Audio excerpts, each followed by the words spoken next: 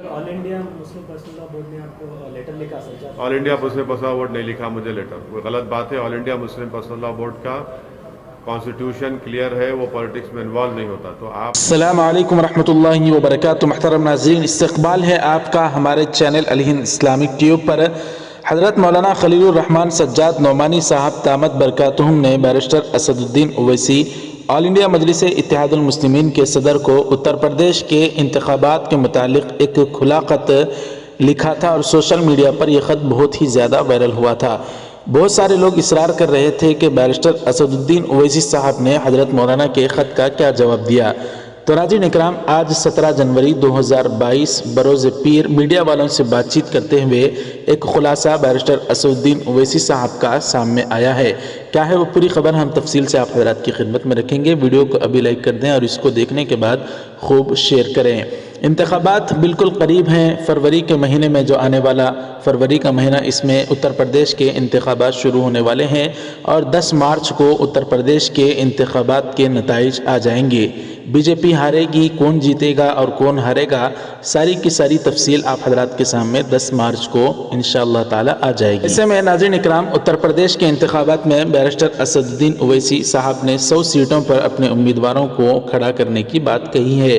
लेकिन हाल ही में मौलाना सज्जाद नोमानी साहब दामत बरकातुहुम ने एक ख़त लिखकर असदुद्दीन ओवैसी को मशवरा दिया था कि जहां आपके उम्मीदवार जीत सकते हैं, सिर्फ वहीं पर आप अपने उम्मीदवारों को खड़ा करें और जहां हार यकीनी हो उन जगह पर आप सीटें जो गठबंधन हैं वो सीटें उनके हवाले कर दें। ऐसे में नाज़रीन इकराम, बैरिस्टर असदुद्दीन ओवैसी साहब तक वो ख़त तो पहुंचा होगा, लेकिन ओवैसी साहब ने मौलाना सज्जाद नोमानी साहब को क्या जवाब दिया, इसकी कोई खबर आज तक नहीं आई थी। लेकिन आज 17 जनवरी 2022 बरोज़ पीर को बैरिस्टर असदुद्दीन ओवैसी ने एक प्रेस कॉन्फ्रेंस की, जिसमें मीडिया वालों ने यही सवाल किया कि मौलाना सज्जाद नोमानी साहब और all India Muslim personal law board की तरफ से आपको जो पैगाम दिया गया, जो ख़त लिखा गया, इसके मुतालिक आप क्या कहते हैं।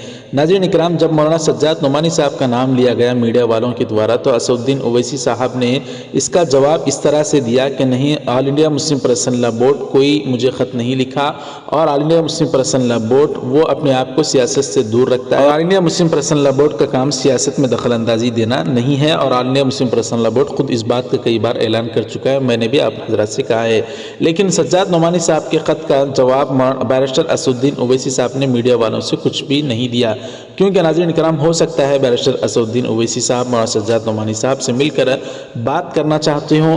लेकिन जब सज्जाद नोमानी साहब का ख़त खुला ख़त वायरल हुआ था तो बहुत सारे लोगों ने मौलाना साहब के ख़त के जवाब में ये भी कहा था कि मौलाना को चाहिए था जिस तरह से अखिलेश यादव से आपने तन्हाई में मुलाकात की थी, इसी तरह असदुद्दीन ओवैसी साहब से भी आप तन्हाई में जाकर उनको मशवरा देते। मुस्लिम पर्सनल लॉ बोर्ड ने आपको लेटर लिखा sir? All India Muslim personal law board नहीं लिखा मुझे लेटर, वो गलत बात है। All India Muslim personal law board का कॉन्स्टिट्यूशन क्लियर है, वो पॉलिटिक्स में इन्वॉल्व नहीं होता। तो आपको ये बात समझने की ज़रूरत है। कई मरतबा हम ये कह चुके हैं कि पर्सनल लॉ बोर्ड सियासत से, अमली सियासत से उसका कोई ताल्लुक़ नहीं है, ना वो उनका पोजीशन है।